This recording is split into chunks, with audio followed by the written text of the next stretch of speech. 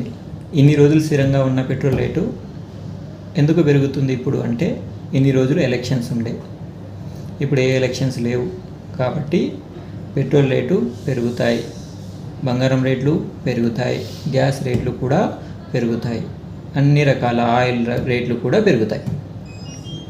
ఇదంతా ఒక political drama. ఇన్ని రోజులు స్థిరత్వంగా ఉన్నవి ఇప్పుడు ఎందుకు పెరుగుతున్నాయంటే ఇప్పుడు ఏ ఎలక్షన్స్ లేవు, పెంచాల్సిన అవసరం ఉంది. సడన్గా ఇక మన మోడీ గారు బయటకు వచ్చి బంగారం కొనొద్దు, ఆయిల్ తక్కువ వాడండి, విదేశాలకు వెళ్ళొద్దు, గ్యాస్ తక్కువ వాడండి, మీరేం చేసినా అది దేశభక్తి కిందకి వస్తుందని చెప్పడం మొదలుపెట్టారు. ఇవన్నీ ఎందుకు చెప్తున్నారో చాలామందికి తెలియదు, అర్థం అవ్వట్లేదు. ఇవన్నీ ఎందుకు చెప్తున్నారంటే మన భారతదేశంలో త్వరలో ఆర్థిక సంక్షోభం రాబోతున్నది.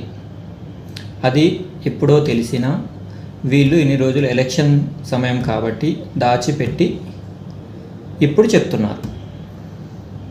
ఈ విశ్వగురువులకు ఆ ఆర్థిక సంక్షోభాన్ని ఎలా ఎదుర్కోవాలో తెలియదు.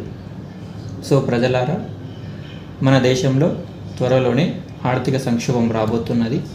మీరు జాగ్రత్తగా ఖర్చులు చూసి వాడుకోండి, కావాల్సిన పొదుపు చేసుకోండి. జై హింద్, మేరా భారత్ మహాన్.